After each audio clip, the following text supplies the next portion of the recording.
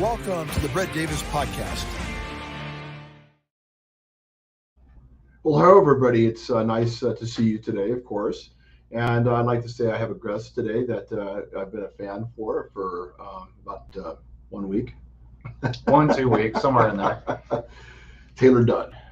How you doing? I'm doing good. Yeah. Nice to see you again. So you've got an event coming up, and we're going to talk about that. But before we do that, I want to say thank you to our sponsors, of course. I'd like to say thank you to Attorney King for all the wonderful things we do in the community together. Looking forward to that teachers event coming up at Sequan, hopefully. And of course, Sequan Casino and Resort. Thank you, Cody Martinez, for your support and everything you do. And IB Fitness and Marina Teal. And of course, her great show. What's it called? Unbroken. Unbroken. Well, what I always want to say, Brokeback Mountain. Oh, that's terrible. That's it's all behind us now. But anyway, also I'd like to thank Nikki Rottens because they are our home away from home. We spend many times and hours there, and of course we're going to get to the interview. And Sarah, thank you for everything you do. Okay, so tell us about this the Crown City Comedy and what's coming up. So we have been doing comedy shows here on Coronado for a couple of months now. We had our first show back in October. Huge success, sold out the room. Our second show was right before Christmas. Again, another sellout. So moving into this year, we're ramping things up, and we have one of the biggest comedians in the Southern California area who's going to be here with us. Oh, and that's him calling right now. That's him. Is that Zoltar? Is that his name? Zoltan. Zoltan. Yes. Zoltar's the machine in the movie Big. It is. And when you hear this dude do stand-up, you would also think he is like a time-traveling wizard. Oh, really? Yes. Why is that? So, to put it lightly, I've been in the San Diego comedy scene for a couple of years now, and it's almost like when you talk about this guy, he's like a phantom. And when he comes in and he starts, he's so effortlessly good, it makes you like kick yourself like, man, because you work so hard when you write these jokes and you put together an act, and when you hear him just go up there and like just talk about how his week was, he sounds so good. I really can't put it into words. It's something you got to see for yourself. Very cool. Well, you've got a great taste in comedy, and you've had some successful events that you've been putting on for in Coronado for a while. So what's going to be coming up in this comedy event that you're putting on that is different? So originally, the whole idea is I wanted, people to have that experience, something that they could go do right here on Coronado and get that same type of comedy from downtown, bringing it over here to Coronado. We're lucky enough to be in partnership with Penny Rothschild over at the Emerald Sea Gallery. Oh, yeah. She's opened up the space to me, and I mean, we've had a blast over there so far. But with this show in particular, I hand selected all of these comedians because they're guys that I have seen and I'm a fan of. So not just Zoltan, but literally everybody on the show is somebody that I personally am like, this guy's really good. I think they're really funny. I want them to be on the show. Very cool. So how did you get into this whole thing? I mean, apparently it's a passion. Yes. So I'm in the Navy, and I picked orders to come to San Diego really just to get better at stand-up comedy because I knew there'd be a whole lot more opportunities to do it here. And then the pandemic happened, and every comedy club, everything was shut down. And then over the course of the 1.5 year period, I started seeing actually some of these guys on this paper. Bilal Young, he was one of the people that kind of put me on game to this whole thing. They started hosting shows like in parks. They started producing their own shows. And once I kind of figured out how everything worked, I was like, you know what? I might want to try this myself. So once again, I reached out to people on the island like, hey, who may be interested in doing this? And the Emerald Sea Gallery is like, yeah, we'd love to have it here. And I'm having a blast doing it. Good. So you're in the Navy. Thank you for your service. Thank you. We have a lot of respect for our military. We love our military. So what is the best thing about these events when you put them on? What is it you like to do? So when I do the events, I wear a lot of hats during the event. Sound like Sarah, my wife. That's right. Yes. I'm the host of the show. So I pretty much start the show off. I introduce all the comics. I also keep time, so everybody does have a certain period of time because we tend to have the show about 90 minutes. So everybody kind of has a time limit. And I also run the light in the back of the room.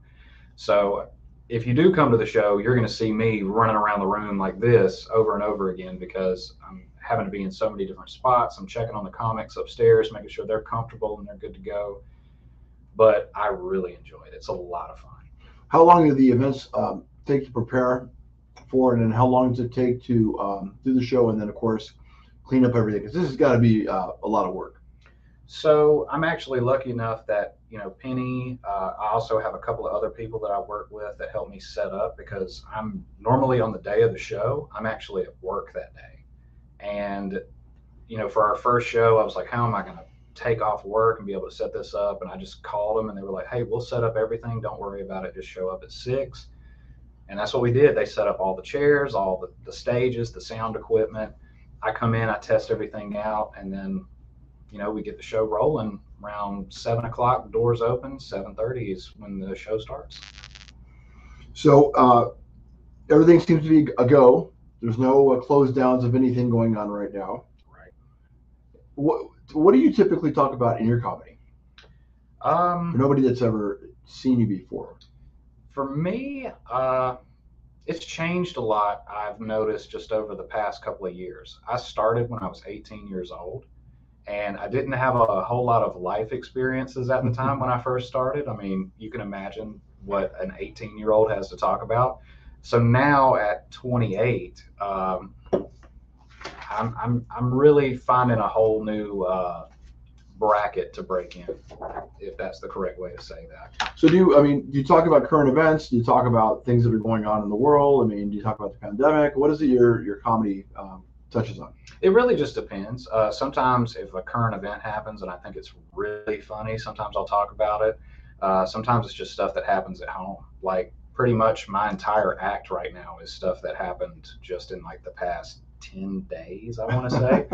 And I try to do that just to, when you are somebody that likes to do comedy and you want to try and build an act, you have to stay on top of it and write pretty much every day. That's something that even now, like I kick myself for not doing, and it helps you stay current. One joke that, if I tell a joke about, for example, Gavin Newsom and Magic Johnson being seen at the Rams game this past weekend without wearing a mask, well, that'd be funny this week. But in 2 months, a lot of people will have forgotten that happened. So it may not be as funny. Yeah, that's probably very true. I think with the world the way it is, and this is probably one of the reasons you like comedy, there's too much seriousness going on. You have to everybody needs to lighten up and just be able to laugh at themselves and at their friends and make fun of each other and not take it so serious. Comedy, I think, has changed in the last decade. I don't think that people were so sensitive, right? Oh, yeah. Do you ever get called out for some of the things that you guys talk about in your events? At my events, no. We let everybody know that it's an 18 and up show. And, I also let the comics know, like, hey, it is a little bit of a different format here because we want people to be comfortable. It's not a comedy club. So some people who may not know, like, hey, this is what you're getting. If you walk into a comedy club, you're going to hear anything. Like pretty much nothing is off limits. Here, I just tell them like, hey, say what you want to say, do your act the way you want to, just don't gross anybody out. That's my big rule. Like, don't make anybody gag in the back of the room. Has that happened at all? No. I've actually, a lot of the comics are so respectful when they perform, they'll actually look at me and be like, hey, are you okay with me going a little bit raunchier? And I tell them just to read the room. A lot of the guys that I work with, they are professional. They've been doing this for years. They know exactly how to read the room. Well, and so this group of comedians, how many of them are new that are coming into this? Oh, I'm the newest one out of all of them. Oh, really? Yeah, and this is my 10th year as a comedian. Wow. Yeah. Well, you look very young too. Well, thank you. I appreciate that. You have that baby face. If you had to guess, how old would you say that was? I'd say 24. 20. Really? Yeah. I just turned 28. Sarah and I think we talked. I think she was saying. I think he's he's old enough to be your son. I think he's about 24. Actually, I have a son that's probably about that. Actually, 30 years old. So yeah, you're old enough to be my son. Now, I just turned 28 about 2 weeks ago. Unbelievable. You have a baby face. Well, thank you. You probably heard I it. appreciate it. Yeah, my wife won't let me shave this mustache off. I've had it for like 2 years, and she's like, if you shave that thing off, I'm leaving. Well, you probably moisturize. You probably take very good care of yourself and do those types of things. No, believe it or not, no. I'm actually very unhealthy with what I choose to eat and do to my body. So I see everybody out there is so health conscious, myself included, except for cheat days. And because you're doing all the things you're not supposed to, you'll probably live to be 100 and look younger than everybody. That's the plan. That's what I'm trying to do. Twinkie. So we always have a joke. I tell my wife, Filipino women don't age. My wife's Filipino, and they don't. They just don't age. I don't know what it is. I don't know if it's the diet. I don't know what it is. I mean, her mother looks like her sister. It's just amazing. But so going back to this, so what are your plans coming up for the year other than this event coming up, of course, on this Friday, February the 4th at 7:30, of course, at the Emerald Gallery. Did I say it right? Emerald Sea Gallery. Sea Gallery over on, there you go, right there. Don't mean to cover up my face. We're gonna do our best. We're gonna do our best to try to go, right, Sarah? At least for a little bit, and try to support him. Absolutely. Right. Does it sell? Does it get pretty tight? Does it? A lot of people show up. It can. So the way it went for the first show, like the day before, I think we had only sold like 20 tickets, and then the day of, we sold out.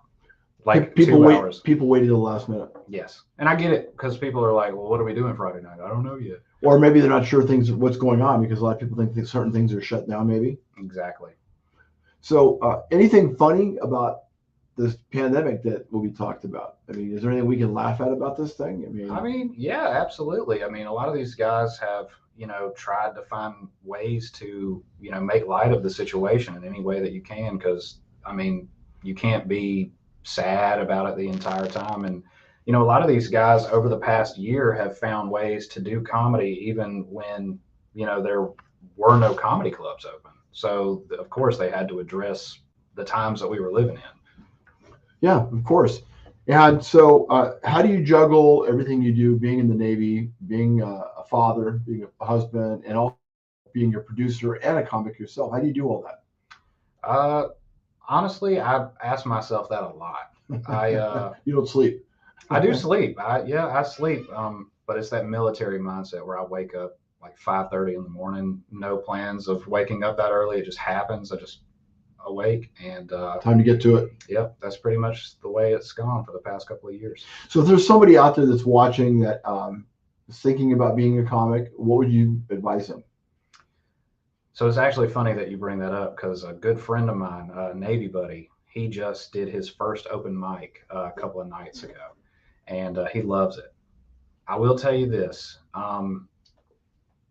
The only thing you can do is just start.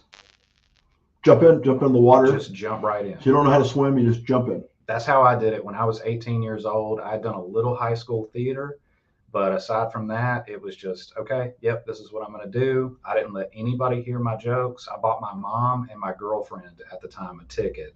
And I was like, hey, we're going to the comedy club this Friday night. And they were like, what? And we went up there and I performed. And wow. Yeah. That's gutsy. So knowing what you know now, would you do exactly the same thing as far as going into comedy? Is there anything you do different? No, honestly, I mean, jump in. Yeah. I mean, at the time when I graduated high school, my plan was, okay, I'm going to go to college until I'm a famous comedian. I had no plans of actually graduating college when I was going. It was just, I'm going to just be a professional comedian. Did you graduate college? I did not, no. There's a lot of successful actors and people that, and I'm not knocking college because I think education is a very valuable asset, but there's a lot of also a very successful group of people that never really went to that route.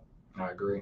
It just, for me, I just didn't take it seriously. I was a goofball in high school, and it sounds like your calling was already there. It was, yes. But yeah, I did comedy in the summer right after I graduated high school, and I did very well. And I was like, oh, this is it. I'll be famous in 2 years. The mind of an 18-year-old. And, I had that mentality for another year, 2 years, and then I was like, okay, this is getting kind of scary now. I'm 20 and I like have hardly any money. I was working 2 jobs, and that's what led me to join the military, because at the end of the day, I really wanted to be able to travel. I wanted to be able to support myself financially, and it's given me the option to do all of that. And then once I started like, hey, I think I'm going to start doing comedy again.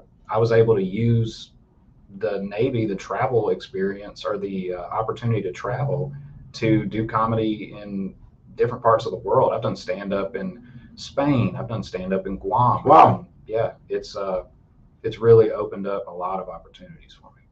So you being in the Navy, does anybody ever give you a hard time and think you're always a smartass in any way, or is that just a different mask that you wear when you're doing your Navy job and also handling your comic life? Are you able to? Does anybody say, "Oh, you're being funny, aren't you? You're being a character"? I mean, does that ever come into that? Because the military is very disciplined. Oh yes. But of course, you have to be able to laugh a little bit too, right? Yes, I tell a lot of people, especially like the junior guys, I tell them, with me, I've used my ability to hold conversation and occasionally get a laugh out of people, even on briefs with like top ranking people. And it's helped out. Like, I've been in very serious briefs where a lot of people are very nervous to talk to maybe a 2-star admiral. It's like, hey, how you doing, sir? All right, yeah, well, right over here we got our supply management system, and they love the confidence, but that's just something that I've used to my advantage, and it has helped out a lot. Have you done anything for the Navy at the base at all for them there? I mean, have you put anything together, some type of talent event or anything like that pertains to comedy?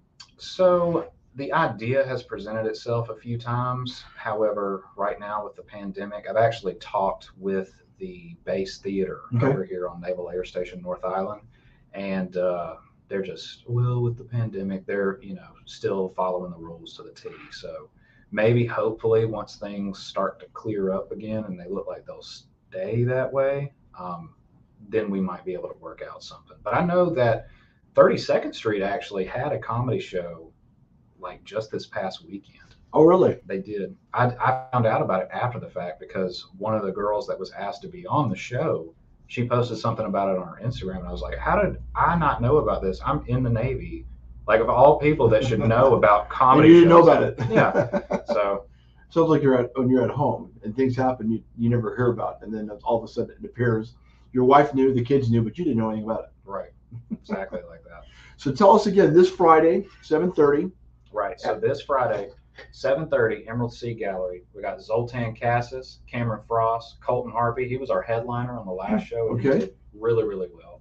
And we got myself. I'll be hosting the show. It's going to be great. ZOLTAN will do 30 minutes. Tickets are $25, and come out, have a good time. It's BYOB. Show is 18 and up, and it's a lot of fun. Well, we appreciate you being on the show. We look forward to going to your event this Friday. I appreciate it. You guys are welcome. Well, I appreciate what you do. And again, thank you for what you do to make us laugh, and thank you for serving our country. I really appreciate it. We appreciate you. Thank you. Okay. Hey, real quick. Oh, okay. This is your engineer talking. I thought it was my conscience. Don't say what's in your mind conscience. How's that Physics Zero energy drink you're drinking there? Well, this is a really shameless plug, but there was no coffee in the house, so I thought I would try it. It's not bad. So far it has not kicked in. I'm sure probably it's going to kick in a little bit. There it is right there. There you go. I'll let you know how this is the first day trying it. Want to taste it? No. Tell me what it tastes like. It has kind of a citrusy. It also has a little bit. It has coffee beans in it, so it's got coffee and it with citrus combined. It's interesting. Hopefully. Do you like it better than the big name? Well, I don't know yet. It's too early to say, but I'll tell you what. It's pretty good. Okay. It's pretty good. It's 0 calorie too. I see that from the top. Yeah, my pants will like that. Yeah. So will my wife. I don't want to get too heavy and have her start looking at younger guys. So stop looking at younger guys, okay? Everybody have a good day. Take care of yourselves. And, of course, would support this young man and everything he does. And I want to thank, of course, again, Attorney King, Sequan Casino and Resort, and, of course, the honest, funny Marine Teal with IB Fitness. And, of course, the Nicky Rotten's burger joint and bar over in Coronado, which I got to tell you, it makes a really good everything. I don't think I've ever had a bad meal at Nicky Rotten's. And the owner, Tim, is quite the podcaster with Marina Teal. Sarah, can you talk a little bit about that? Yeah, they've got a show coming up on Thursday, 7 p.m. It's not going to be live on Facebook because it is explicit. So if you want to watch it, it's going to be on the YouTube IQ Podcast YouTube channel. And you can always watch it afterwards as well. Is it on that other site too we just joined? It's all on, yeah, it's going to be on all platforms as long as it's not, live Facebook. It's on Apple and Yeah, that's going to be on that too. very good. Okay, everybody, you take care. Have a good day. And hopefully we'll see you this Friday at, Crown City Comedy, Emerald Sea Gallery. there you go. Everybody take care and yippee-ki-yay.